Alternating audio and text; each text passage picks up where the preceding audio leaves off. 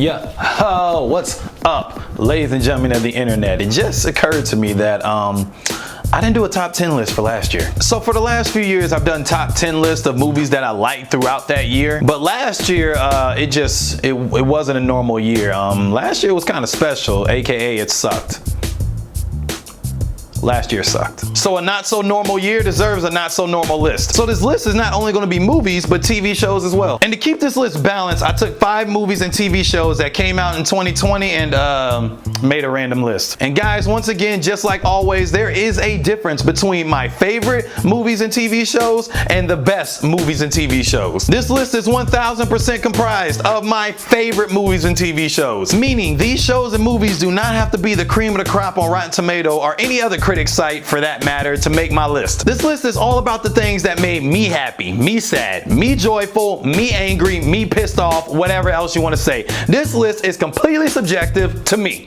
So back up. All right, without any further ado, this is Movie CEO's top 10 list of things I watched in 2020. Number 10, Bad Boys for Life, even though they should have called it Bad Boys 3, but I digress. Like I said in my review, this one had the best story of the 3 films. And it was dope seeing Martin Lawrence and Will Smith back on screen together. And it was obvious to see that they still had the magic and it was fun to watch. They are one of the best buddy cop duos in cinema and this film proved that. Number 9. Tenet. This was my #1 anticipated movie of 2020. The action and physics in this movie were pure insanity. And the only reason it's not higher on my list because for the love of God, I still don't understand the story. I've watched this movie a few times.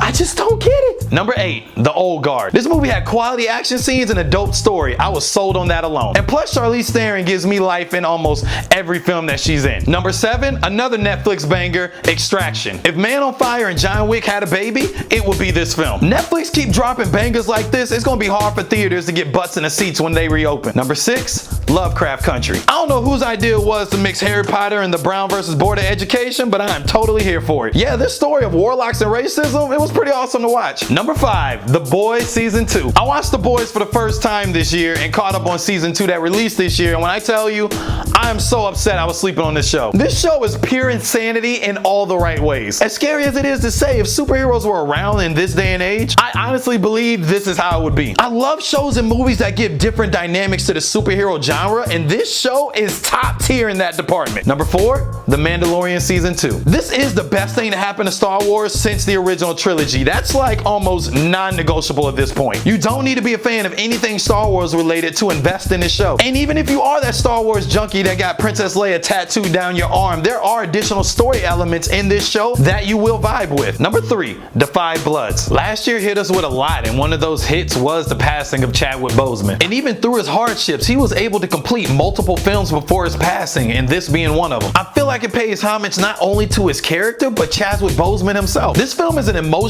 roller coaster that needs to be experienced by everyone. Number 2, Ted Lasso. Not only was this one of the best shows in 2020, this was the exact type of show we needed in 2020. The writing and execution of this show is masterful. There is no other way to describe it. Jason Sudeikis as Ted Lasso is 1000% my favorite performance of 2020. If you need the feel-good show of the year, look no further than Ted Lasso on Apple TV+.